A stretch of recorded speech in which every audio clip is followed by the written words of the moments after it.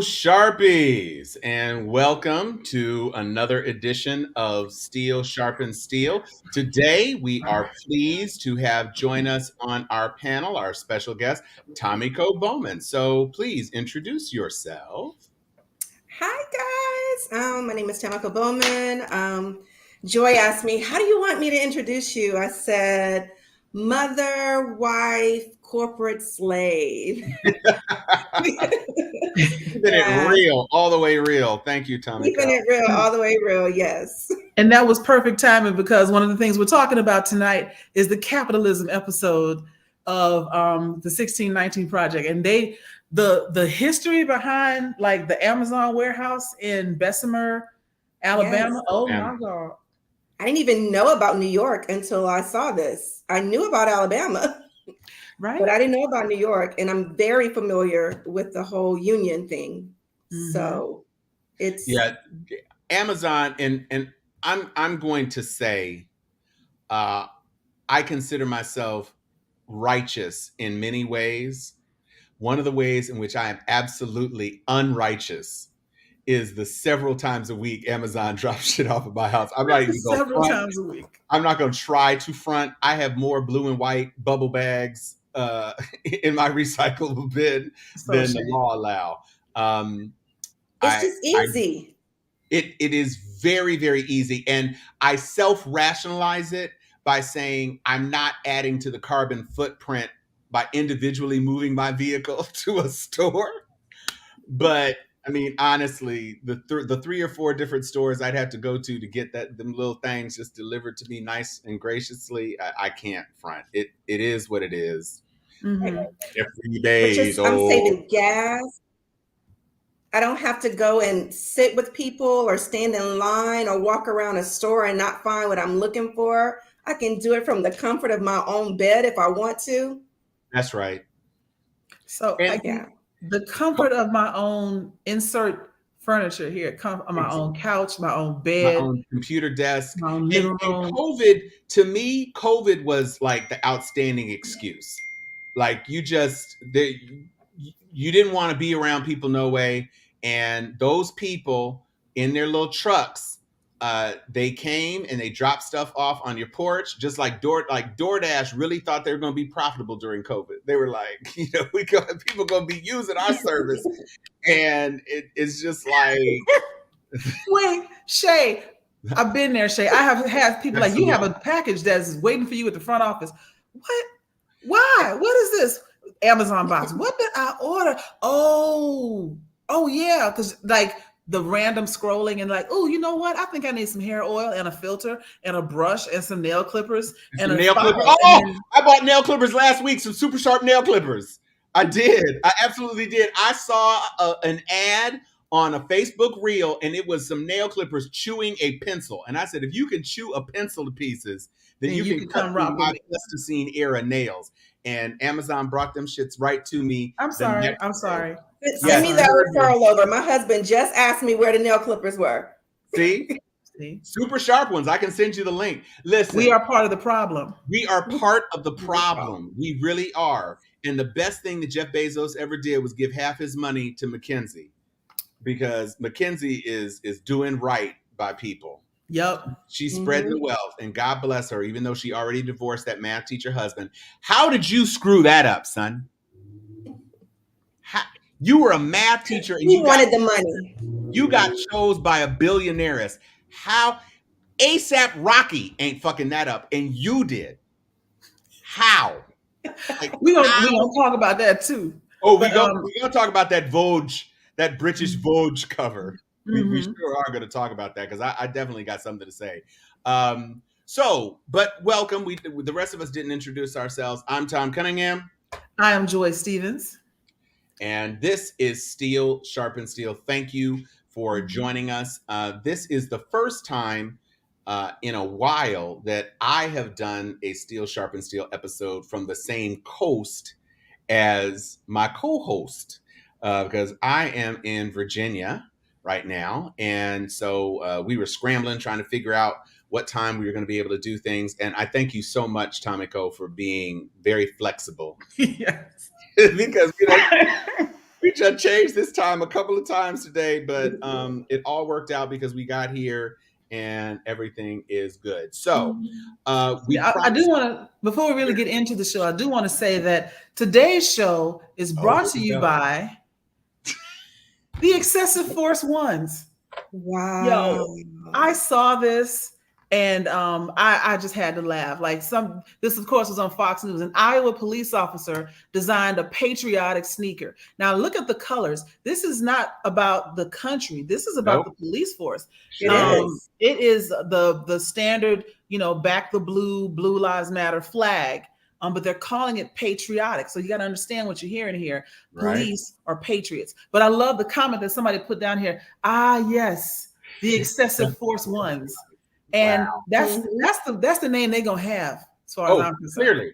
And you know what's ironic? Tell me those shoes aren't produced in China. Right. Talk about how patriotic you are. Right. What are those? Yeah, it's the way, and those are going to be available on Wish like 30 minutes from now, or Alibaba. They're on Alibaba already, man. I'm telling you. They are. Mm-hmm. And they're going to fall apart. Fall apart faster than those Lorenzo Ball shoes. So, I mean, let's just keep it 100. Mm-hmm. That is just patent ridiculousness. Mm-hmm. There is nothing about the Excessive Force Ones that makes any sort of sense at all. Mm-mm. I was trying to color coordinate with y'all and put on a little red. And then my friend got me this nice little cardigan, but the way the camera's set up, okay, now that's better. Just so y'all can see that but to your point about the loungeification of American public standards, I have on the most ridiculous outfit of all time. Because I was doing too much, and as the show was getting started, I was like, "Okay, well, let me just go run and put on some red." Everybody else wearing it, and then I put this on. Then I got my nice little cardigan, which I can try to play off. But underneath here, this is a vulnerable moment. I'm tell you that right now. I am ridiculous cardigan, little camisole top, Superman blue sweatpants. Wow. I love the blue. I love the blue.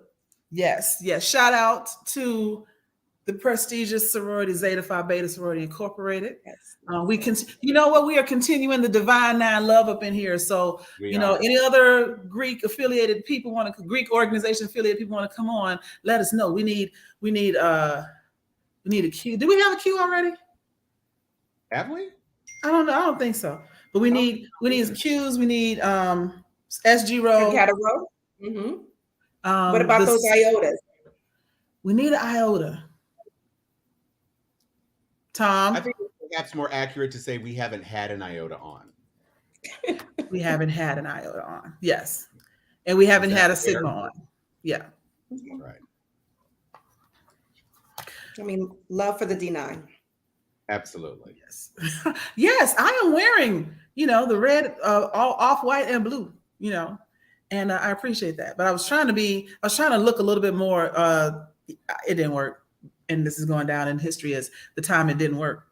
But only because you told us. Valid point. And then showed us. Mm-hmm. It's like red, blue, and a crew. Red, blue, and a crew. The thing is, every time I look down, I see these awesome fuzzy blue pants. And I know this is like the furthest from corporate that I have in mind, because they're fuzzy and blue, and they've been in the washing machine a couple times, and so they've picked up fuzz from other things, so they're collectively fuzzy and blue. But are they comfortable? I'm so comfortable. And this is why Amazon stay winning. Of course, I'm gonna bring it back to the show. This is why Amazon stay winning, because I could put on jeans, or I could just order some shit right here. You know what's amazing about the resilience of the human spirit? We went from having to wear slacks or khakis or jeans to go out in public to bitch, I'm wearing these Elmo lounge pants. Yes. And you're not going to say a goddamn thing to me because I'm comfortable and I'm afraid of COVID and I'm going to walk out the house however I want to look because I'm just getting out of the house to get into my car, to get where I need to go, to come back to my car, to get into my house. And I'm not getting fancy for you people. No, I don't even want to be out here. For Tabla. Uggs made it a whole like trending shoe thing. Those fuzzy Uggs slippers that people are spending $100-something for to walk out in the same fuzzy slippers that my mama used to have. Thank you. For $5. It's a fashion statement. And while we're talking about crazy boots and COVID and fashion and everything else, these mischief boots, y'all. These big ass Astro Boy boots. Oh yes. That make y'all look like a goddamn Pez dispenser.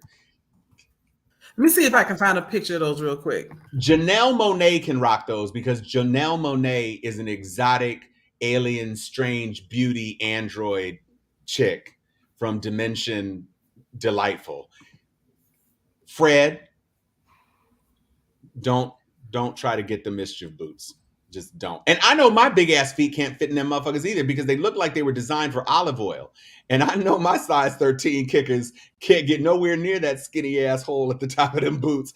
And, right. And there are some people, these boots cost $350. And there are people who bought them, couldn't get their feet in them, and then ripped out the back so that they could keep their feet in them. And now what you gonna do? Duct tape them? Like, what are you doing? They're not for everybody. Wow. Yeah, there you go. Share it. Look at them. These look like the bottom of like a Legos figure boots. No, they look like the earphones. Wait, they look like earphones, or like, you know, if you're gonna do like a cartoon character on a cake and you got to use fondant, right? It looks like fondant. So red fondant.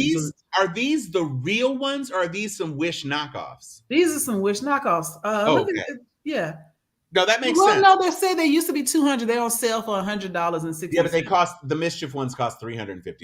Mischief will buy anything. They look like you are trying to train your Pikachu. Because you need electric grounding, rubber boots. Gonna be the very best. Why are you sneaking to the camera's not over there? wait.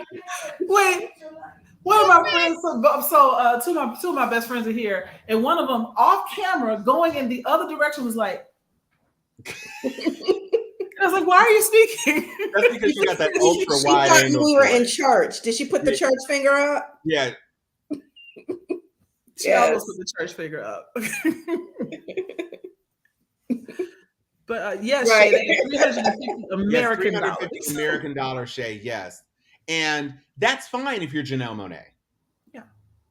But if you're not Janelle Monáe, perhaps pay the light bill, or, you know, I don't know about y'all. In California, one of the things that we're facing right now is a crisis in natural gas. So my gas bill used to be like $69 a month, right? And then it leapt in December to like $269 a month. And I was like, well, you know, it's been cold, so maybe we've been using the gas more. And then the new bill came in the middle of January, $679 American dollars, barely 2 sets of mischief boots, because that's my new bar. And I was like, I know, ain't no way. And so I blame Putin, because natural gas and all them things and shipments being upset and demand and everything else. You people are the devil. But there was an issue before Putin. I mean, he has his problems and he's causing a lot. But don't let the government fool you. It ain't all him. Oh no, I'm not saying it's all him. These companies are greedy as hell. And you know it's winter, and you know people are cold, and you know that, you know, you can get away with charging more, except that it's not like you sent a letter that said, hey, you know, demand and shortages. Right. And so you're going to experience a temporary spike in prices. However, we're working hard to constrain costs. No, you just send me a bill, and God help you if you were auto debiting. Ooh. Because you wake up and a whole ass half a mortgage payment is out your goddamn right. bank account. Yeah. And then everything gas. else goes negative because they Right. done took all the money I that's gonna pay turned the other off that bills with. auto pay after the 279. I was not gonna get caught out there. You guys gonna have to chase me for this money. And they got the nerve This is their to way send of a getting $50 back. voucher. This is their way from getting back with the niceties of during COVID. You know, we're not gonna raise bills, we're not gonna kick you out, we're not gonna charge you, but they come in after their money. They gotta collect it. Well, Yeah. you're going to hell. Capitalism is not empathetic by its No, nature. not at all. No. I get it. I'm not saying they are. I'm just saying you going to hell. Because Yeah. you are. You're going to hell. It's dark and hell Can is you hot. imagine what would happen if everyone the United States owed money to called for the debt to be paid? The world would collapse. Yeah. I remember, what was it? Cedric the Entertainer said if he was president and they called in all the debts, he'd be like, they still ringing the phone. Just tell them we ain't got it, dog. Yeah. Just New phone, who this? Right. Mhm. Yeah. You set up any of y'all, and this is real. How many of you all set a bill ringtone to be like that? What? So you knew that you don't even need to walk over to the phone to answer because you know it's somebody you ain't gonna talk to no way. So you just set the bill so you know, okay, I don't need to. I'm just gonna keep making my grilled cheese because I definitely do not need to take that call. No, I give all my bill collectors my house line because we never answer it. Exactly. That's great. That is the one innovation when we all really migrated to our cell phones, but like something in our grandmother's spirit told her, baby, you know you got to have a phone line because when the cell towers turned off in the earthquake, Yes. you got to have that phone you can just pick up. And I did that for a while until they said, well, you can get voice over IP. And it's like, the voice over IP is going to cut off if the internet cut. You know, whatever. And now we don't have it no more. Yeah. I just got my cell phone because it's like, the hell? You calling me and, you know, lights about to get cut off or whatever. And I don't even know because I don't never listen to you because you never called the real phone. That didn't do for it. me, my cell phone is for a state I don't live in anymore. And so I get all the spam calls with that Orlando, Florida 407 area code. Spam, delete, spam. The law offices of lies. You owe money, lies. Like you may be working for a rebate, lies. We're trying to get you out your car insurance, lies, all of it. And so ain't got no card. Let me see if I can show you if it shows up. Like on any given day, if you can't see it. Yeah, no. Yeah. If you see all the red on there, right? We're just seeing a flashlight when you turn it full screen. It's okay. I know, but all the red is spam, and bam, spam, bibbity spam, cham. And that's the way it is. Are we ready? We are 20 minutes in preamble. Are we ready to get into the shizzo? Yes. Because again, we're going to be talking about the 1619 project on capitalism, but there is other stuff to talk about before we get there. And so just because I'd like to get it out of the way because I don't want to spend a whole lot of time on this person because they are two festering pools of excrescence that I don't want to really talk about. But let's go on ahead and talk about it. The Speaker of the House, who made a point of talking about transparency and wanting the public to know, made a decision to give thousands upon thousands of hours of Capitol footage from January 6th to the public, which, depending on what your position is, you may feel that that's shining sunlight onto something or whatever. But how he chose to do it, he didn't just put it on a website and say, Dropbox, 40,000 hours. He gave it to this guy, Tucker Carlson.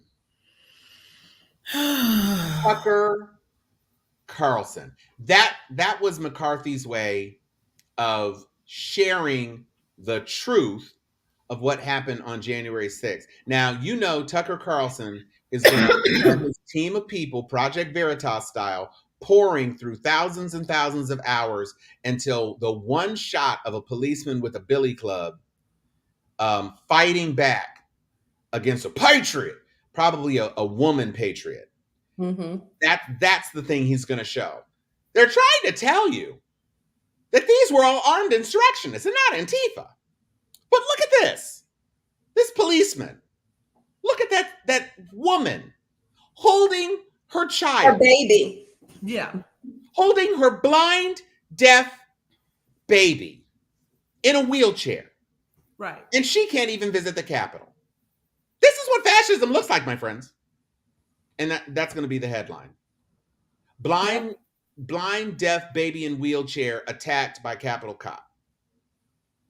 You know what? If that baby had Obamacare, maybe things would be different.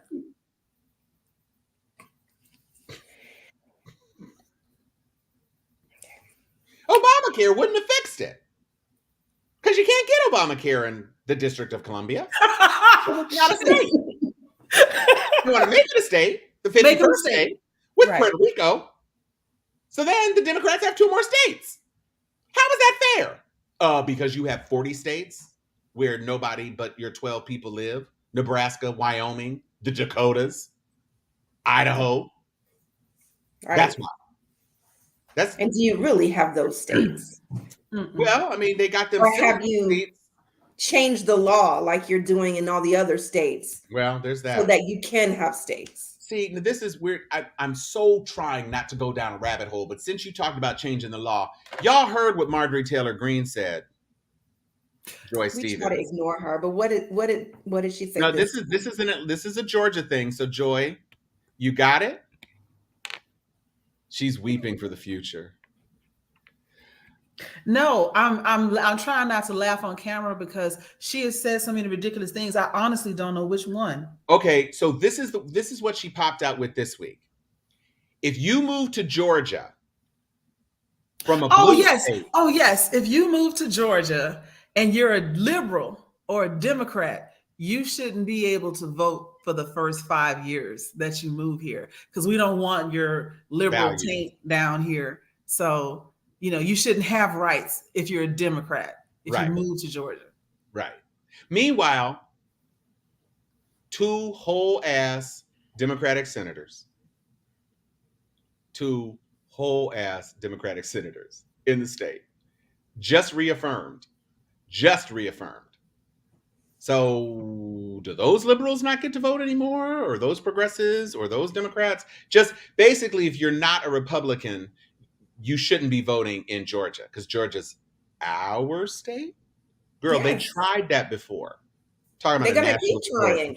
Dumbass. And they're just going to change the law until it becomes true. Well, all I know is that when you take an oath to uphold the Constitution, advocating for the secession of your state, or actually advocating for the secession of all red states, is a violation of your oath. Not that you care, because you don't care about integrity or truth or honor. Or that part. No, but she's just trying to gain points with her rabid ass MAGA base. Oh yeah, she trash. Yeah, her oath means nothing. Yeah, no, it doesn't. She couldn't read it anyway. Well, there's that. Neither she nor Lauren Boebert. So moving on from McCarthy to another soulless Autobot without any shred of integrity.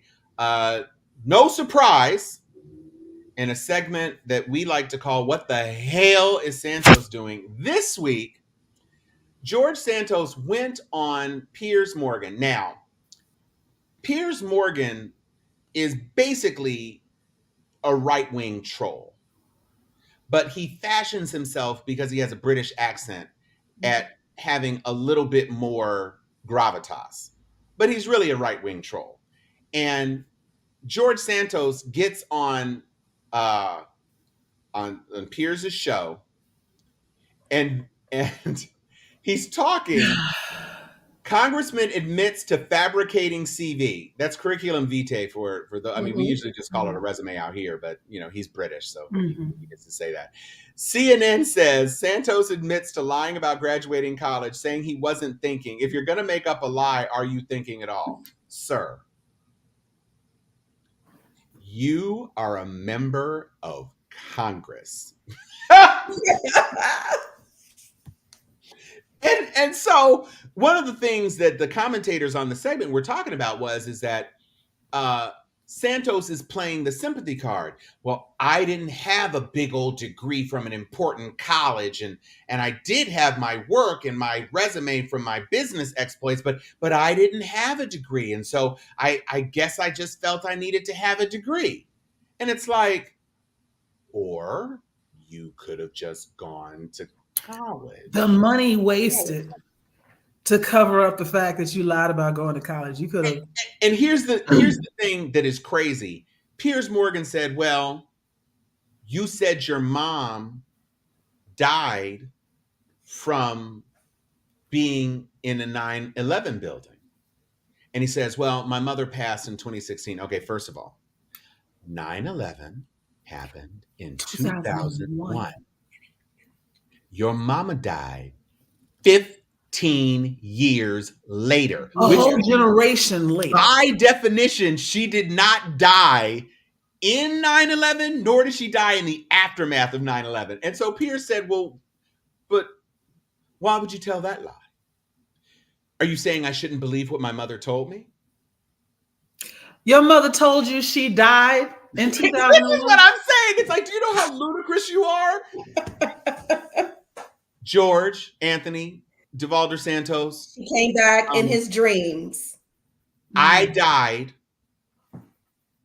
I got better. 9/11, 2016. After I walking died. past the World Trade Center rubble, Building 6, I got hit with a chunk of rubble that somebody threw at me for being a liar. I mean, so since we can predict when we die, I love my husband, but I died lying on a beach next to Method Man. How about that?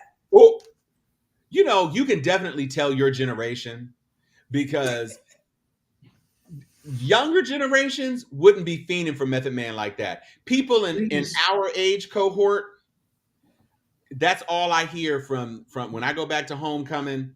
If Method came down here, you know what? And yes. I'm like, for real? For real. No, the thirst is real. I understand. Method Man I'm not now. Method Man. I don't proclaim to be Method Man. I don't have Method Man's swagger or whatever.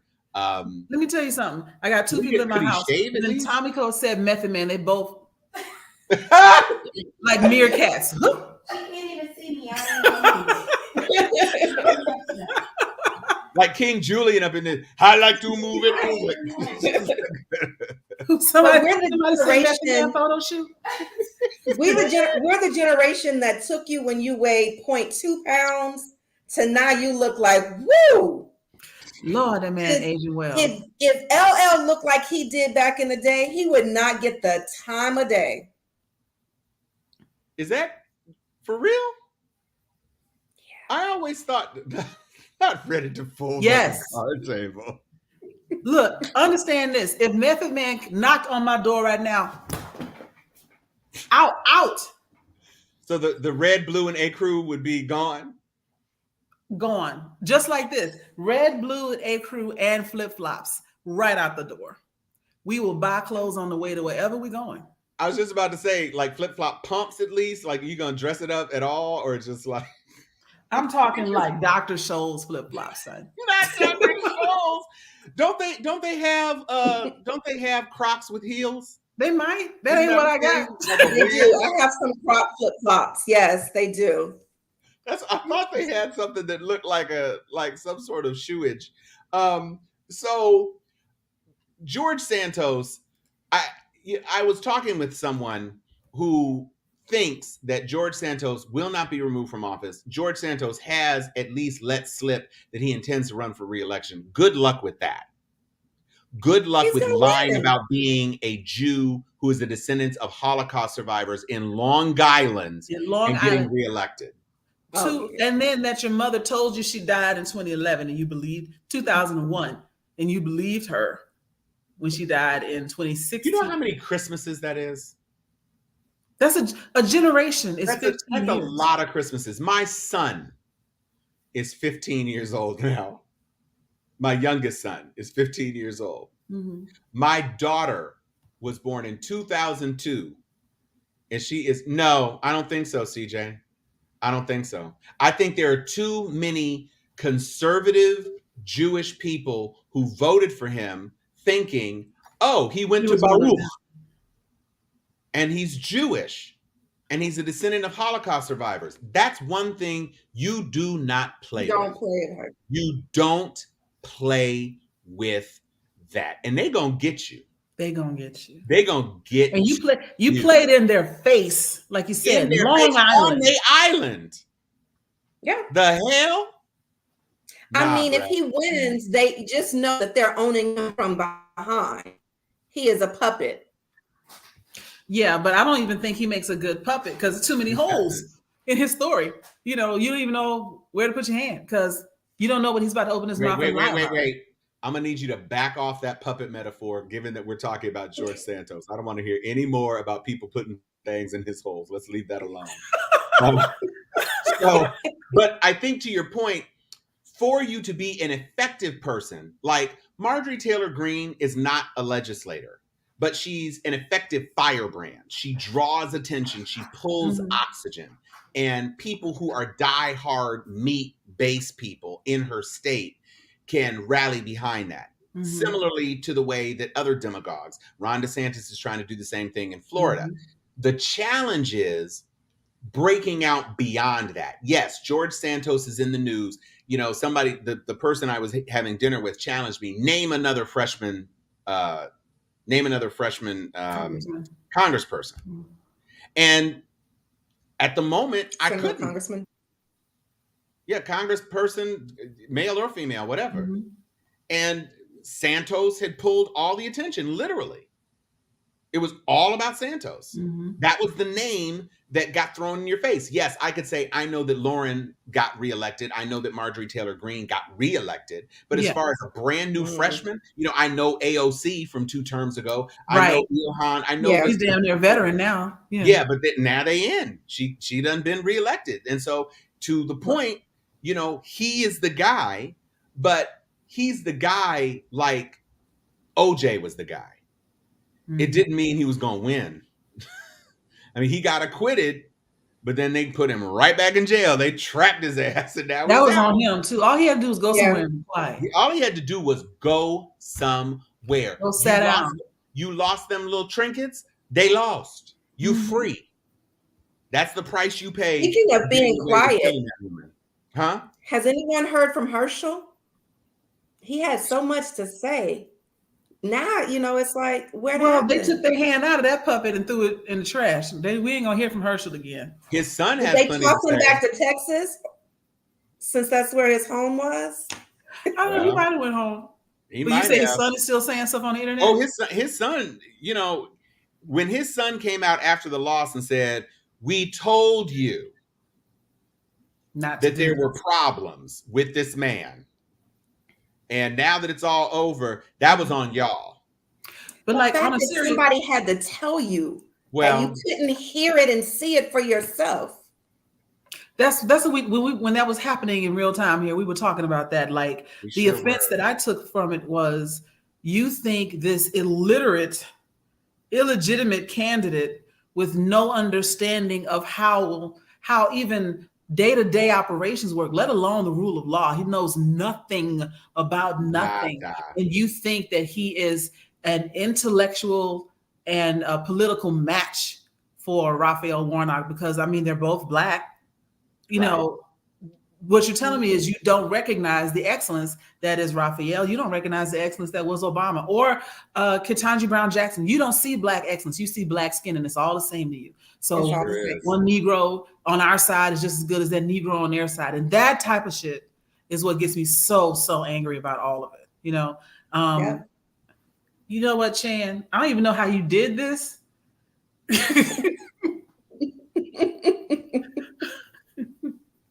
Well, I didn't even know you could do strike-throughs in comments. You left Ye out of there. You should have put Ye in there, Chan. 50 Tyson is so perfect, though. Do you remember 50 Tyson? Wait, 50 Tyson isn't 50 Cent and Wait, who's 50 Tyson was this like little rapper. I'm gonna run off and try to find it. He was like this. He had one half of a song, and it was like, "My name 50 Tyson. I'm gonna hold my girl down. When you're gonna wake up, I'm gonna hold you down, 50 Tyson. I'm gonna hold you down, 50." And it was ridiculous, and it was just that eloquent. I'm not exaggerating. I literally, when you were saying those words, I thought you were doing a Blueface song. I thought that was Tatiana. I really did. Like You know what? I'm gonna run off. I'm gonna go find that. I'm gonna be right back. I don't. Okay. There are fewer times that I have felt old than looking at Chan's crossed out comment and thinking he was talking about 50 Cent, who said some ignorant political things, and Mike Tyson, who said some ignorant political things, and then Herschel Walker was the next in line. So that's why I said you forgot exactly what I thought. How are you 50 Tyson though? That's exactly what I thought. I'm sorry, Chan. I apologize for mistaking and being too old to understand what the hell is going on. I thought it was 50 Cent and Mike Tyson. Yeah, I really did. 100%. I promise you that's absolutely what I thought. So she is going to try to grab that information about 50 Tyson. Yeah. So while we're doing that, I'm going to bring a little bit of levity. This is something I had to fly yesterday to get to Virginia, obviously. And I had a horrible experience. I had the most self-entitled, childish couple sitting next to me. Now, I'm 6'2", and I wear like a 48 long. So my shoulders are broad. When I sit in a coach seat, and it's not economy plus or comfort, whatever, I know that it's going to be snug. Okay. I've reconciled that. But when a couple buys tickets next to one another and the woman is like 5'3" and the dude is like 5'11" and like a normal size 5'11" dude, why would you choose to sit in the center seat? Right. Put her in there. You put the woman in the center seat because she's smaller. And because she's smaller, everybody can be more comfortable. You don't mind if your woman leans over on you and rests her head on you. But meanwhile, you're doing the cha-cha slide with me we got a 2-inch goddamn wide armrest. It's an elbow rest at best. And when I tell you, in addition to all of that idiocy, this dude was poking her like he's 8 years old. And she's going, "Stop!" Poke. "Stop!" I said, "Stop!" And every time she says stop, she's pushing him back against me. And I'm like this. Mm-hmm. Now, I'm black and I'm 6'2", so I can't say, "The fuck!" I mean, you can. But then I'd be the angry black man, and we're 30,000 feet up in the air, and the air marshal comes and tackles me in the aisle or whatever. And so I didn't need to do it. So while you were doing that, I wanted to bring up this story. And so the question is, if a person in a middle seat chose to eat a full rack of ribs, is he a hero or is he a villain? The question is he sharing? Well, and so some people in the art, this is Ryanair. This is a European airline, but Ryanair is basically like the Spirit of Europe. I mean, not quite Spirit. Like maybe JetBlue, when JetBlue was still cheap. That's Ryanair. And so this dude plopped himself. Now, mind you, these ribs are from like Ireland, I think. So he could have left them there. Yeah, they probably they were airport ribs, so they didn't have a smoker in the airport, so they were baked. And somebody commented they didn't even take the sinew off the back. No. Yeah, they don't know what they're doing off the back. And it looked like they just poured the sauce. They just poured the sauce on it. And so you know how messy ribs are. You know what that looks like? You got to do that lady on TikTok that does everybody's so creative. Yeah, I love her. Look like something that you don't ever want to eat. Wow, just gonna stick that right in the oven, aren't you? Okay, for 465 days and 300 degrees. We're doing something different. See how that looks like it might not taste good? Yeah, her. I love her. If it's not cheesy, it can't go down easy. She's amazing. So the general consensus is, if you are on a flight and you are not in first class where the only person sitting next to you is your companion, stop with the shenanigans. Sit your ass down. Stop playing, tickle me Elmo when it's a big black man sitting next to you who could, shank you. Mm-hmm. Just stop. Don't do that. Don't be that person. Please don't be that person. I entreat you. Okay. I think with the food, I would just have to say allergy. Excuse me, flight attendant, I'm allergic. I need to be moved. Or I'm a devout Muslim and this is something. This is interfering with my religious practices, or I'm allergic. I like the I'm allergic angle, because if I say I'm allergic to this and it gives me hay fever, etc., and nobody does nothing about it, I can start. Oh my God! You could sneeze. You could throw snot right on his ribs. Yep. How much is one rib? Right.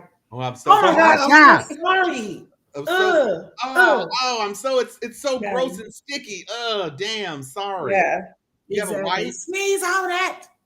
Oh, hey, right. Paul, and then before you wipe your hands, you be like, "Oh, I got some on you. Let me get." Exactly. I love it. Okay. So I did find. So okay, we're gonna run it back a little bit. I did find 50 Tyson, and I almost want to show what's his name, the little comedian, Kevin Hart. Yes, I almost want to show Kevin Hart's goof on this, but this is 50 Tyson. Let's see if I can add his to stream and play. No. Yeah. You might see me all blue, all red, every day. I'm 50 Tyson. I'm from Northside Zone, Twin City, Minnesota. That's where I'm from. And I've been back. I put it on for my city, like, it ain't nothing. So we get the same. They call me 50 Tyson. I'm from the Northside Zone, Twin City, Minnesota. That's where I'm from. I ain't going to say that I'm 50 Tyson. I'm from Northside Zone, Twin City. That's where I'm from. I ain't going to lie, but I'm 50 Tyson. No, you got no. Okay, so first off, Joy, and whoever put that in the comments, I hate you for knowing that this rapper exists. Yo, he's not a rapper. It's 50 Tyson. Hey, real quick, if I say anything, album coming out real soon. Go cop it. Real all day. Coming around the hood, rapping in my street like I'm 50 Tyson. If every red all day. I'm 17. I was 16 last year. The year before that, But he did look like he did. Can I tell you? Go ahead, Tamiko. He did look like he could be the child of 50 Cent and Mike Tyson, though. Right? He did. Bruh, I will tell you this. He looks more like 50 and Mike than that poor little girl who thinks she's the daughter of Aaliyah and R. Kelly. That little child is confused. She is confused. And I have to tell you, the thing that really stuck out to me was, first of all, where do you buy a gray tank top? He was looking like Bruce Willis in Act 3 of Die Hard in that dingy ass tank top. And he was grabbing the edge of it like it was a chain. Bruh, that was not a chain. That was your strap of your tank top. That's what that was.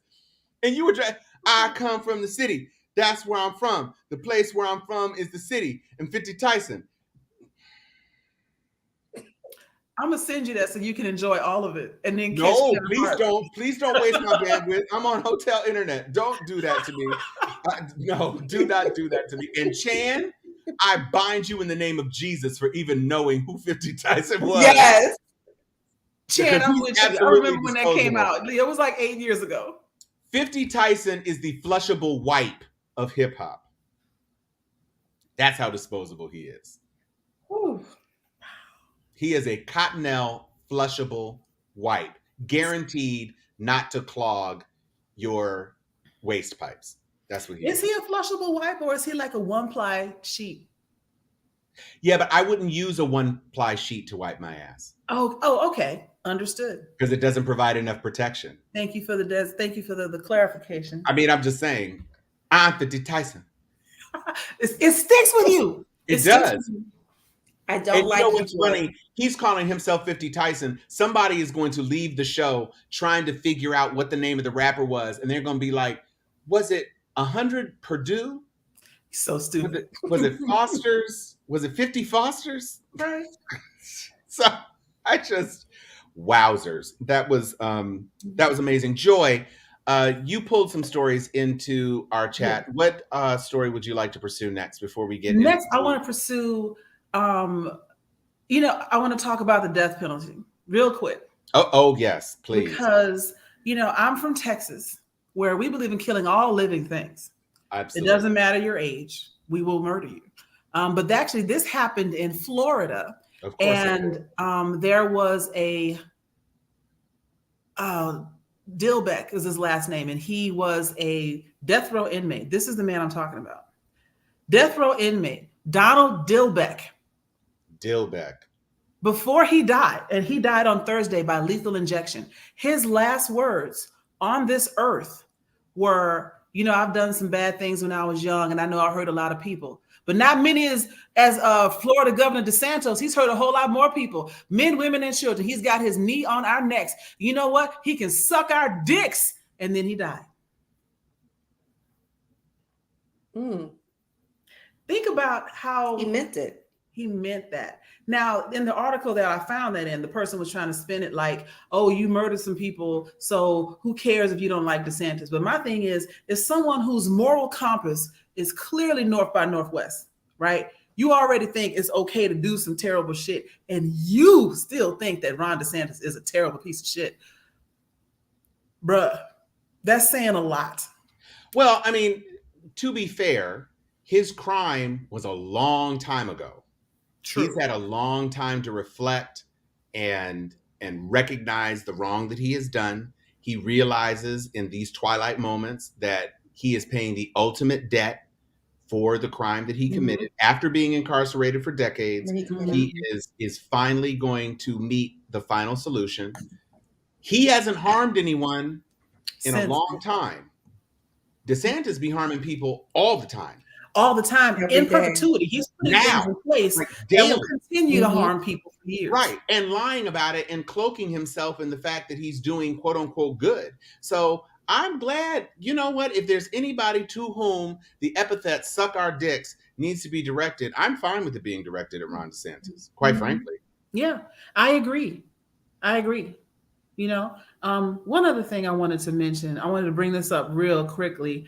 And actually, this was one of the things that you had found, the international conspiracy after people are finally digging through all of the lawsuits and the claims, the questions around the murder of Malcolm X.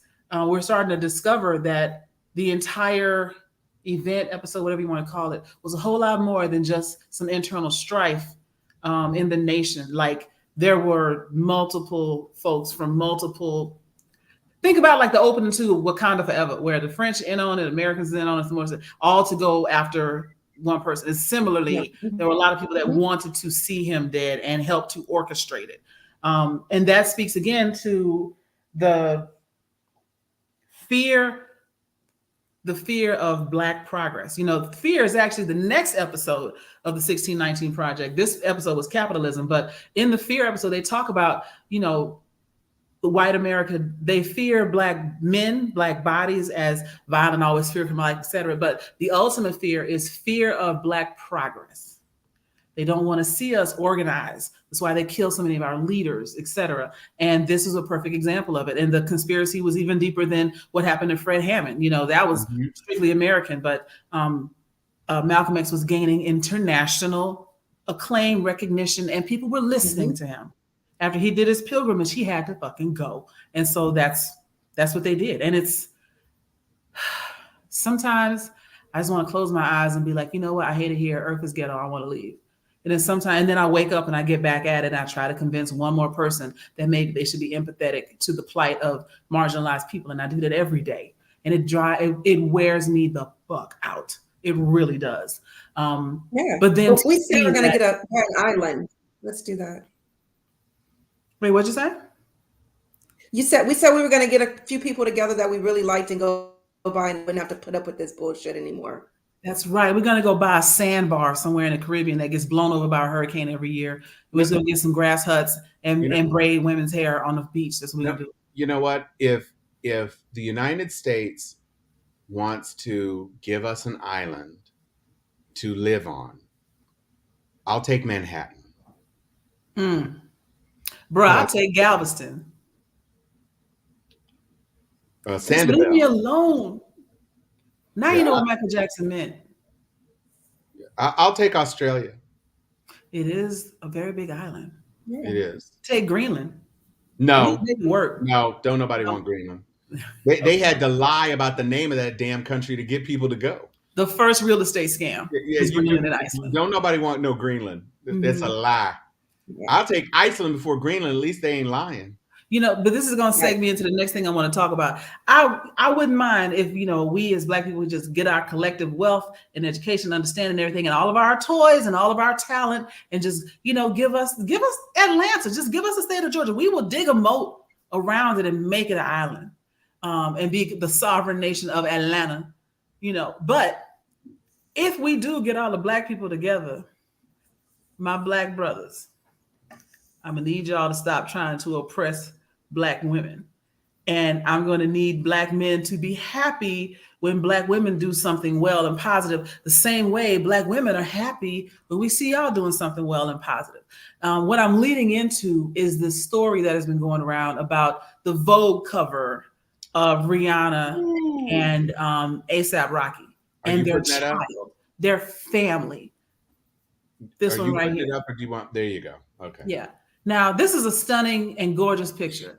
You know, it's Rihanna's time to shine. She's doing amazing. She's worth $1.4 billion in her empire. That she actually built on her own Kylie Jenner. She built it on her own Kylie Jenner. Not because she was the spawn of the most manipulative stage mom in the history of the universe.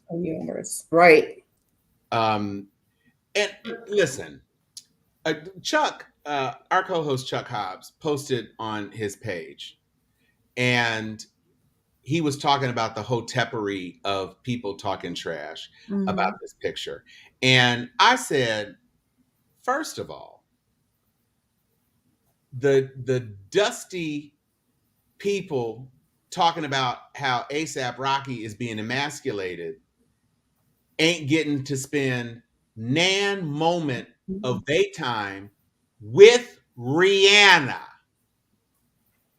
She is a billionaire who is considered one of the hottest women on the planet, and A$AP Rocky is running around the planet with his Barbadian queen. Tapping it around the world. Tapping it around the world. You could never.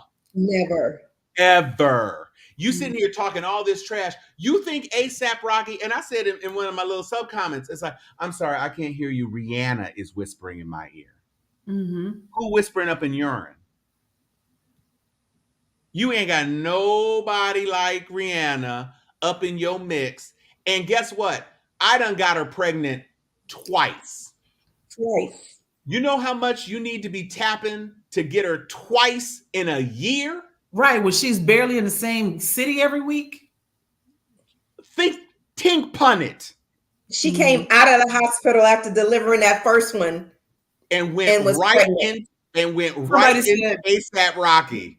And he was work. He gonna get me pregnant.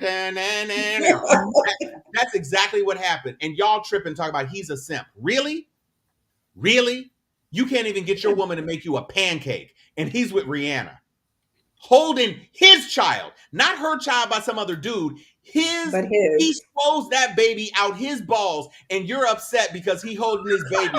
You all about the Black family and shit, and he's there supporting his woman who is a billionaire, and you talking trash because he's quote unquote emasculated. That is a strong Black man supporting his strong Black queen. That's what he's doing. And guess what? You're not getting any more music from her. Hang it up. She might release a single at the next Fenty fashion show. That's it. It's a wrap.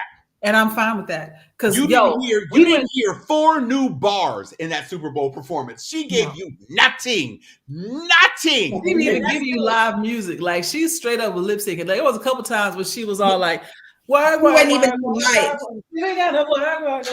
girl, put the microphone by your face at least. Listen, I would not mind if that ASL interpreter girl that we talked about last week, if she just did all the Rihanna concerts. I don't care. You just do it, Jasmine. If whatever your name was, Miss Girl from Bowie State, shout out to Bowie. You could do all the Rihanna forever. That's all I need, because you sing about as authentically as Rihanna does. So you might as well just go out there and just, with them long ass nails and talk about the do all of that. Right. All of that. Shot. Yeah, oh man, come on. She tore it to pieces. She did it. She did it. And listen, brothers. If you were confident in your own manhood, you wouldn't be throwing shots at what you perceive to be the emasculation of other Black men. Now, I want to make a parallel that has been drawn a million times. And I reposted this on somebody's post about this earlier. You remember about 7 or 8 years ago, Damon Young did an essay for The Root, and it was called Black Men, Straight Black Men or the White Men of the Black Community. And he caught hell for it. Because what he basically said was the same sort of like systemic disregard for the lived experiences of Black people that white people have. Cisgendered heterosexual Black men tend to have that same disregard for the lived experiences of Black women. We talked about this on the show. Yeah.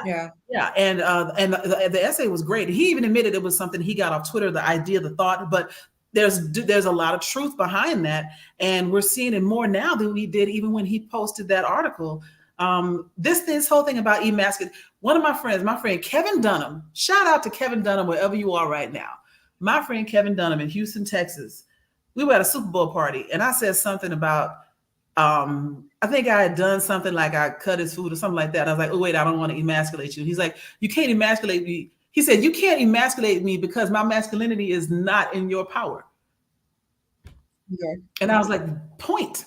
Right. Me cutting his food, me offering whatever, me not doing whatever I did or didn't do. He's a man because he's a man. It had nothing to do with me. And so all this idea through his internal lens, he could perceive it as, look at this queen helping me. Yes. Or doing something for me. Not infantilizing Does a husband doing something for me.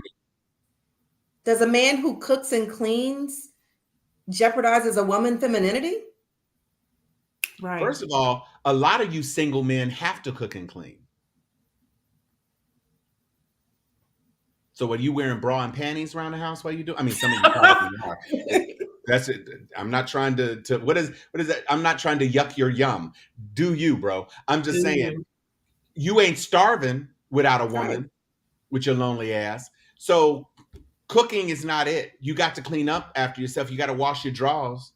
So that's not it either. And Chan is providing some nice nuance here. So calling ASAP a simp is a bridge way too far, but he gets that people saying that they wouldn't want to be photographed like that. And you know what? That's fine too. Nobody who is saying that, because you know who's also not saying that? Jay-Z. Nobody who is married to a billionaire supermodel is saying that. So sure, if you don't want to be photographed, you know, holding somebody else's child behind your not baby mama who you picked up, you know, after a hard day's work, that's fine if that's your walk. But if you want to support your woman, it shouldn't be something considered shameful to be with that woman. Now, what I will say, same way they try to do Russell Wilson. Well, that's what I'm saying. Because listen, y'all sitting there saying that Russell Wilson did not come up, and I'm not going to disparage his first wife because I have disparaged her in the past, and that's not a nice thing. But it is not disparaging to say that Sierra is an upgrade, and a whole upgrade over that woman he was with. And now he has, yes, he is the father to baby Future, because Future is the past, but he has got 2 whole babies out of Sierra now. Right. And how many babies you got out of Sierra? You can't be a millionaire and marry a billionaire and expect that billionaire to come down to your level. But I don't even see it as coming down to your level. I see that, first of all, it's Vogue. Right. Now, if this was on the cover of GQ or Esquire or XXL or some magazine or FHM that was marketed to men, and you're doing that, I could understand the context. First of all, this is Vogue. This is British Vogue. British Vogue, and it's a women's magazine, largely. You aren't even supposed to be looking at it, bruh.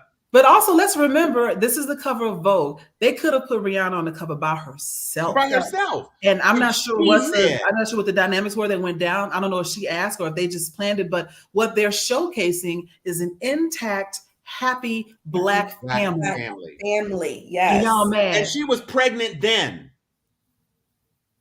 Already had the second baby in her and knew it. Now, if you want to haze ASAP Rocky for something, haze him for wearing that all black leather at a goddamn beach. Looking like Jodeci in the 90s. Ain't it had no linen? You ain't had no espadrilles you could have rocked? You look sweaty. And thank God the baby is naked with the little black glittery ass diaper they got that on that baby. The Fashion Nova diaper. But Rihanna looks amazing on that cover. She did. She really did. And she looked amazing at the halftime show. She did. But she also looked like, I'm not shaking my ass because I'm 5 months pregnant. Right. What we're not going to do is shake this baby about it. What we are not going to do is jiggle this baby around. And when she came down on the things like the floating platform, somebody said, I think it was the Reed, Chris Rock, Kid Fury from the Reed said, she looked like she came down on a Super Smash Bros. Platform. Yes, that does look like Super Smash Brothers platform. I fucking died. So that is exactly what that is. It's a big wide shot. You don't know. All it is she's red and everybody else is white, and you see her, and then now you're not gonna jump, sis. Like she walked past like one of them jumps in an arcade thing. You're just like, he said you look like the little duck you shoot in the arcade. So then so she's singing the song, and I'm like, oh, okay. And then I was like, oh, that's a really cool, shiny latex bustier. Oh, wait, I've seen pictures of her. That's not post-bit. Oh, she's pregnant. Yeah. The minute she walked out, because I saw it after the fact, so I knew she was pregnant by the time I saw it. But as soon as they showed her whole body, I was like, oh, I mean, yeah, and I was like, the thing that was confusing, I had literally seen pictures of her with ASAP Rocky after the baby was born. And her, and her physical trainer or whatever had her tight again. It wasn't like, most women who have to struggle. She got right back in the gym, not Ewoks from Star Wars. I will say that the dancers were very ungendered. Yes. They looked like big puffy things that were actually skinny. And so I didn't understand what I was looking at. I understood she was red and everybody else was white. I got that. And she's on a floating platform. And once I saw she was pregnant, all I could think was, oh my God, those cables better hold. Oh my God, those cables better hold. And she got off the platform and I was like, okay, she good. And then she got back on the platform and went back up. I was like, Now this is the prevailing thought right now. Yeah. You know what? What? Yeah. It made perfect sense. I've heard that theory too. That's fine. Listen, sis. Whatever represented, it was good. Yeah. I respect that she did it as a pregnant woman. That was not a Super Bowl show that I consider to be a great Super Bowl show. Tamiko, as the only person who has been pregnant currently on the show, my cyst situation last year don't necessarily count, but I remember having 27 pounds on my stomach, and my people say, "Hey, how you doing?" I'm uncomfortable. That was my first answer all the time. Hey, Joy, how's it going? I am uncomfortable. I couldn't reach my shoes and all of that. So, what was pregnancy like for you? Like just from a ability to be active? I was just tired. I didn't stop anything that I did unless it was like after 8 o'clock at night. But It was. before then, yeah. And I get a lot of people were disappointed in the show and they feel it wasn't a great show, but it ranked as almost one of the top Super Bowl shows there ever was. And if she had have not been pregnant and half naked, then we would still be hearing about how it was inappropriate and it wasn't family friendly. And oh my God, my baby saw her boob or her butt cheek. As is, we had literally, my SVP had an all hands meeting and he was talking about Rihanna today. Like, did y'all see that halftime show? The FCC got more than 100 complaints about indecency of 150 fully clothed dancers. What was indecent? Well, I don't know if it was "Bitch Better Have My Money" as like the opening song. Maybe that was it. I don't know. I'm just saying they got a whole, because that's what Trump said, right? Yeah. You know, well, I told them that he walks grinding because at one point they were doing but I mean, dancers be grinding like that all the time. I'm not. Okay, I'll just say this. Chan, that's not a bad idea, actually. That would have been kind of hilarious. All I'm saying is that I know unplanned, whatever. You were booked more than a year ago, sis. Mm-hmm. And all I'm saying is that last year, which was Jay-Z and them's first year, like doing the thing, right? Mm-hmm. That was a halftime show. The Crip Bowl was a great show. That was a show. You had a ground level performance where the entire audience was featured with entertainment the whole time. You had features, you had amazing cameos, you had that whole thing with the gling, gling, gling, gling, gling, gling, gling, gling, gling, gling, gling, gling, gling. It was an epic show. All those Crip walking dancers, all of that. Yes. That was a show. Bruno Mars and Beyonce, that was a show. Prince, that was a show. Rihanna lip syncing with 75 sperm bots. To me, I'm just saying, I'm not disputing anything that you're saying, Tamiko, about the fact that she was pregnant, about the fact that she was uncomfortable, about the fact that she has hits. And ain't nobody saying Rihanna doesn't have hits. I'm just saying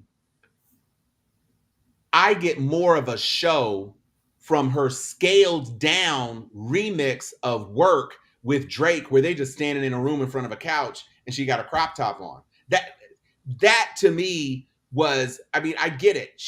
And I don't mind her being pregnant or covered up or anything. The big puffy coat, the stormtrooper sperm, whatever the hell you want to say them people was doing. I'm just saying, yes, I'm sure it was highly anticipated. And once you started watching the show, it's not like you were going to walk away or turn the channel. But I don't think it's fair to say that it was an amazing show. I do want to jump in here, just like what Gregory is saying. When it comes to music, nothing is comparable to what we do best worldwide. I was surprised to find out that the concept of the type of halftime show that we see now originated with, wait for it, the Wayans family in Living Color. Back in the day, halftime shows were like the marching bands that you might see on like a New Year's or Thanksgiving Day parade. They come, they do the little marching band stuff. And you might have let the fans come out and run across the field or whatever. It was boring as hell. Nobody cared. And what was that?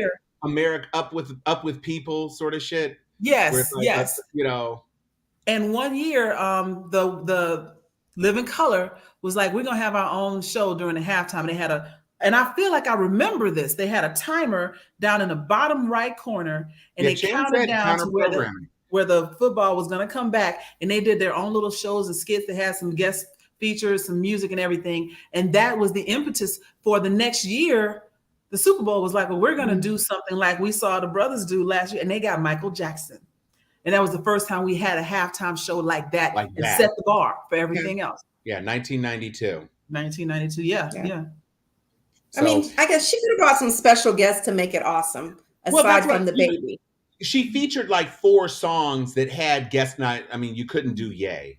Wait, y'all missing one little thing. So once again, if you think about HBCUs, black colleges, and football, the halftime show is everything. Absolutely. And when we talk about black influence on American culture, we turn the Super Bowl halftime show into an HBCU who won the halftime situation. We did. Right? Yeah. And FAMU has been featured in the Super Bowl halftime show twice. So I'm just not that I'm bragging. So it's one of those things, and we don't have to stay on Rihanna anymore. Let ASAP Rocky do that. But I'm just saying, give her a rest, bro. Give her a rest. Go.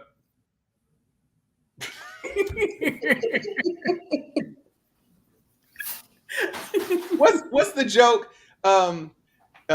Your father must be a window maker. So I hope that we have shared a good word about people trying to find things that aren't really there, because there was no there on the whole Rihanna ASAP thing. It just wasn't there. And so Greg says, I wanted to see your guest. So, okay, nice. Next up, now that we've done that,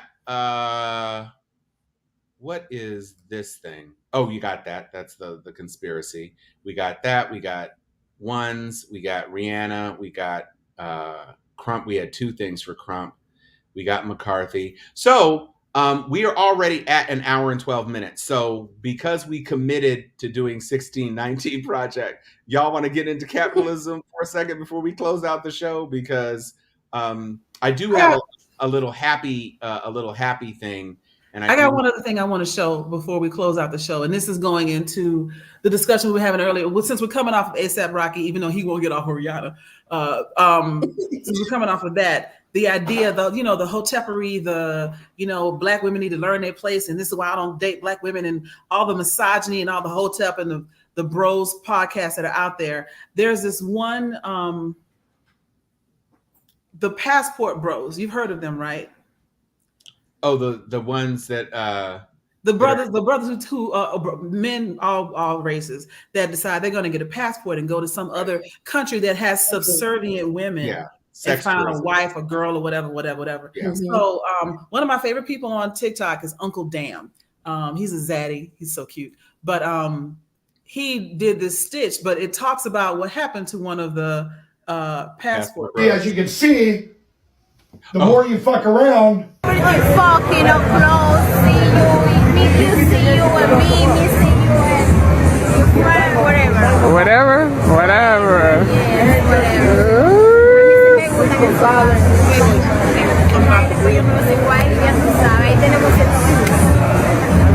Y'all gonna both like kiss and y'all gonna eat each other. The more you're gonna find out. What up, y'all? I'm here still in DR. I missed my flight last night. I just got off the phone with Spirit. I'm waiting on them to call me back. Spirit. It's a $100 reschedule fee. $100. It costs $5 just to get there. Basically, I need a cash app, guys. I need a cash app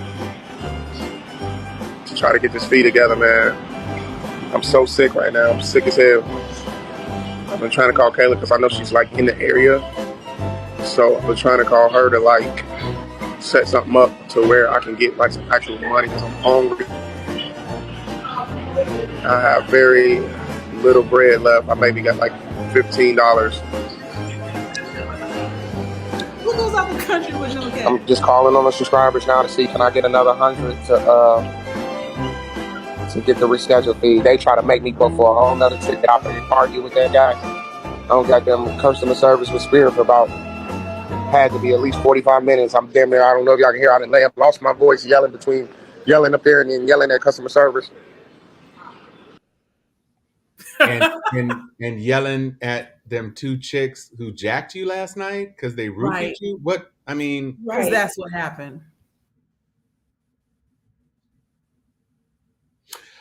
Yeah, but see, if he'd have gone If he'd have gone to the airport and to the counter, that $100 fee probably would have been $15 from what I understand. I will not do Spirit, but I understand that it cuts it way down if you just go buy at the counter. Okay, I'm still stuck on the question of who goes to a whole ass other country and doesn't have at least $100 under your sock for an emergency. Like, first of all, I am People not who without. couldn't afford to go in the first place. Well, there's that part. And them girls put some roofie in your drink and left. You didn't even get the little show you thought you was gonna get. I get a second phone with the bulk of his belongings. Yeah, no. You had, to your point. Thank you, Paul. You could keep a credit card in your phone. Like, Right. He could have done Apple Pay. I have never been anywhere in my adult life, even when I was just out of college and still trying to struggle with like debt and everything. I had $100 on me, not on me, but available to me if I needed it. And I don't know, maybe my parents just taught me better about living within my means. I'm not going to go to another country and not have at least the amount of money I would need to get a second flight back, because you do miss flights at international all the time. All the time. But you can't afford $100 change fee. And you're trying to get followers, bro. And let's be real. Most airlines, if you miss your flight, you fucked up. That's it. You buying a whole nother flight because it's your fault that you missed it. You know, or you can go standby or whatever. I mean, it might take you 24 hours to get on a standby. So you just be at that airport. Listen, I've flown through Dubai. When I tell you, at the Dubai airport, people will sleep on the floor by the moving sidewalk until their flight comes. Ain't no shame in the game. If you're in another country, you got to deal with it. And how are you on? Listen, you ain't got 5 friends with $20 each. You didn't go with nobody that has $100. You done that by yourself. And your homies let you be asleep instead what of. What may have happened is he came down there and tried to make it rain like he was in a strip club, and them girls just scooped all of that money, took on his kidneys and left. And he didn't realize this is not like driving home from the club, dude. You in another country. First of all, when he said I've been crying or whatever, I was like, how them stitches feel? Right? You woke up in a bathtub of ice, right? With an IV, and a 30 of liver's missing, right? Wipes. He couldn't even call his mama. How do you not? I mean, granted, I'm in a fraternity. I can't tell you. I would have to make not even one phone call. I don't know anybody who couldn't spot me $100 in a pinch. Right. I really couldn't. Well, you got that right, Chan. That you know, I'm pimping these little gals out here. They ain't never seen a dude like me. Bye bye bye bye bye. Every Tuesday, bro. Every Tuesday. Every Tuesday when they arrive, because you got. And don't estimate them. They smart. Sometimes street smart is better than college smart. Because they work. They know some things. They know what the hell's going on. And they run pockets like you every Tuesday. Every day. All the time. You ain't cute. And he was like, I know she's somewhere in the area. Yeah, bro, she live there. You ain't gonna find her though. You think she's in there by herself? That's a whole organized crime unit. You thought Cardi B was bad. Nothing in these chicks. You're lucky they didn't put you on a donkey and send you over to Haiti. It's possible. Be real. Hispaniola isn't a nice place. You got one half and the other half. They left you with your ID so you could at least get back home. See, because they didn't want you going to the popo. Talking about she was thick and she had curly hair and that's everybody skinny, right? And they had biker shorts. Well, there you go. Flying Spirit. You fly Spirit. You're putting your life in the hands of the angels. Exactly. That's why they call it Spirit. Speaking of people who affirm my spirit, I went and found this in my reels, and this song was a really big song. This Hours song, I think it didn't it beat Beyonce in a category? I don't know, but I know the song you're talking about. Yeah, the Yours, Mine, and Ours. I could do this for hours, and da da da da da. So yes, I've heard a lot of covers of it, but this sister right here, she did something entirely different with it. So, with permission, Joy, is there anything else we need to do before to close out the show? Sir, the 1619 project. I understand. We've been on an hour and 20 minutes thanks to your, our 20-minute. We're not going to talk about the 1619 project. We do all this other shit. Brought to you by Excessive Force Ones. All of that. We are an hour and 20 minutes into the show. Valid point. Okay, so I do want to just to touch on it. Go watch all the episodes that are out for the 1619 project. It is amazing. For those of you that may not have the time to read or to listen to 30 hours on Audible, watch 6.5 hours of television. The entire book is condensed into 6 grouped episodes based off some of the major essays in that collection. It's really great. But the thing about capitalism, so the United States kicked the Creek Indians off their land, sold it to some white plantation owner who turned it into a cotton field, had slaves up and down the wazoo there, and then it went from the slave owner to U.S. Steel on that land. To prisoners. You know how they did all of the.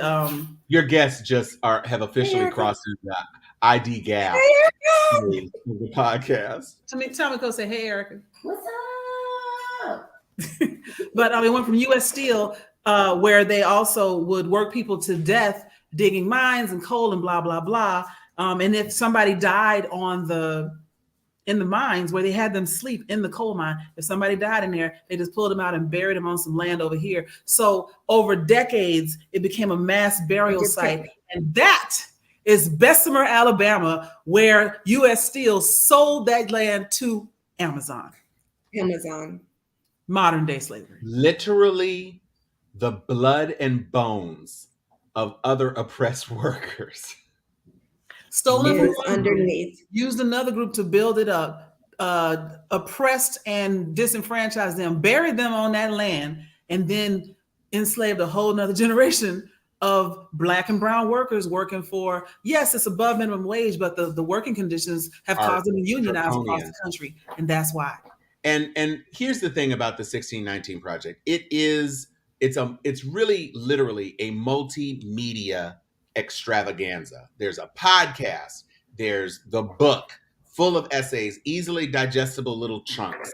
You can take it. It's not like, War and Peace or The Stand, where you're invested in kind of one thing the whole time. You got to follow a narrative thread that's just one thing. It's individual essays. And so just like the show, like Joy said, 6 episodes, easy to follow. The podcast, just turn it on while you're in the car. You don't have to think about it. Just listen. And then if you do want to absorb the entirety of the book and you want to get it on Audible, that's fine. If you want to buy the book, perhaps not off Amazon, but go to a Barnes and Noble or something and get the book.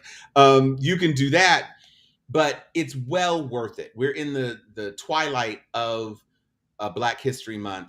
But truly, the 1619 project is enough content for you to consume and keep yourself fortified throughout the year. And, several of the bits are worth listening to or absorbing or consuming multiple times anyway.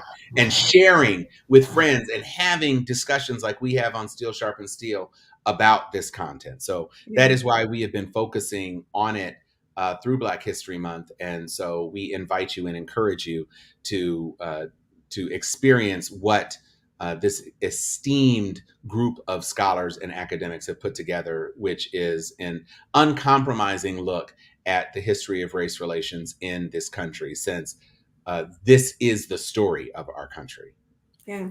So, because you spoke about Black History Month, I just want to ask this question to see if I was the only person who almost lost their Black card this week.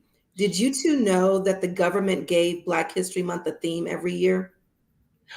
Well, okay. I happen to, but it's technically not the government.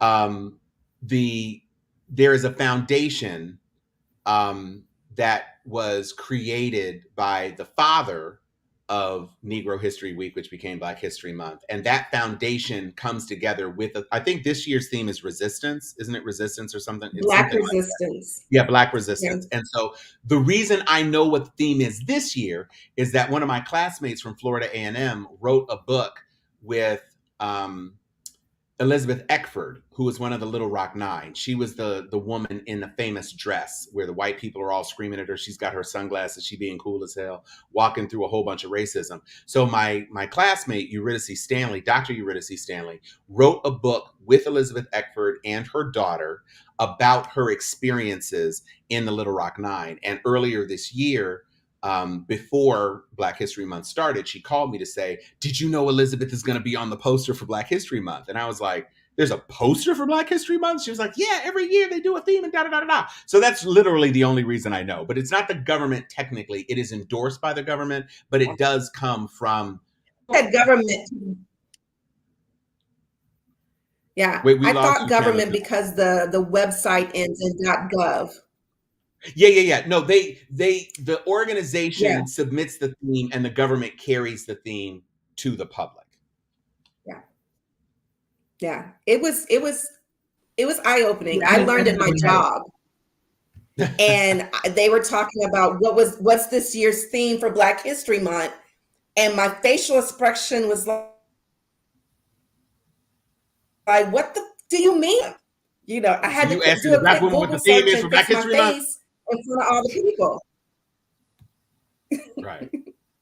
So, yeah. But you know, just, I know I keep extending the show, but Black History Month doesn't necessarily, I don't mind if the group that created Black History Week wanted to have a theme every year, because I know inherently it's going to be well thought out, it's going to be thorough, it's going to be appropriate to the time, etc. What I don't need is random school districts deciding that they want to have a theme and doing something like chicken and waffles and watermelon for a lunch. That part.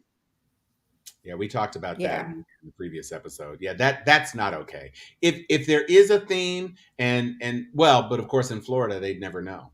No, because there's no educational value to Black history. But even though Black History Month is coming to a close, one of the things, actually, shout out to, actually I can't shout them out because I don't even want them to see this, so they're never going to see this, but shout out to some people I work with up in New Jersey, New York, Long Island. Yes, the Long Island crew, my family up there, they held some seminars for their company and let me lead them. And they were talking about the 1619 project. Like, we had homework, watch it, come talk about it. And I was going in and they were like, more. I want to know more. I want to hear more. I'm empathetic because, you know, being Ashkenazi Jew, I get this. And we're having great conversation. And somebody said, it's too bad this ends in February. And it was like, it doesn't have to. And so if we really want to study history and not Black history or Native American influence on history or Hispanic Heritage Month or Gay Pride Month, and you just let it all be the history of America, then you will have a really good American history class. And there's no need for the rest of this. But for the time being, since we have to fight to be remembered and recognized in this country, we still have to do what we're doing. But I would love to see where this is celebrated. Like, I like that it's 6 episodes. We can go right on through mid-March, watching an episode a week and talking about it and keeping this in people's minds so they remember, we've been here. I've been here. My family goes back further than a whole lot of people. Like, oh, my grandfather came over in 1930s. My grandfather, whose grandfather came over in 1681, right? I'm older than you. This country's more mine than it is yours, right? Especially since we built it. So miss me with that bullshit. That part. So there is before I play this, because we were talking about something that is important and germane to Black History Month. And so I don't know how many of you all have seen Morgan Freeman talk about Black History Month on 60 Minutes. Have y'all seen that? Yeah, I've seen that. Okay, well then maybe we don't need to do it then. You talk about where he says, "Why do we have it? We don't need it," and blah blah blah. Right, and morally safer or whatever. Yeah. It's just like, and he says, well, is which month is White History Month? And he's like, Yes. You can go if you type in Morgan Freeman Black History Month, you can find it. Then you can watch it as much as you want. So that being said, I'm going to share Sister Girl because I like this video and I think she's amazing. So here we go. Okay, here we go.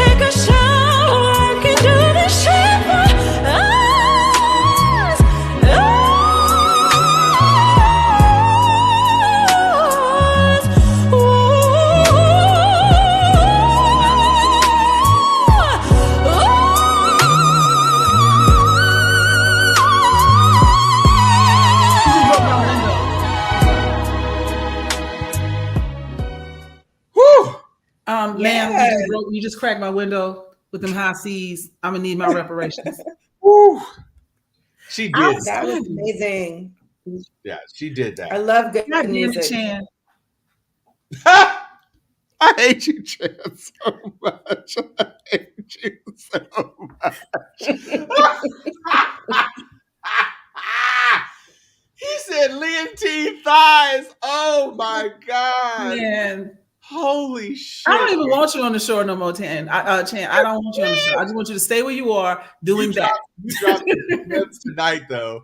You dropped some gems. Yes, it did. It hit my soul perfectly too. She should be in timeout. Trails when Ann is in timeout. The lobster and the towers, lobster and shrimp towers, and all that. Then the woof. She did that. She did that. I had to give her the stank face. Like, yeah, no, she was killing it. And that's what's.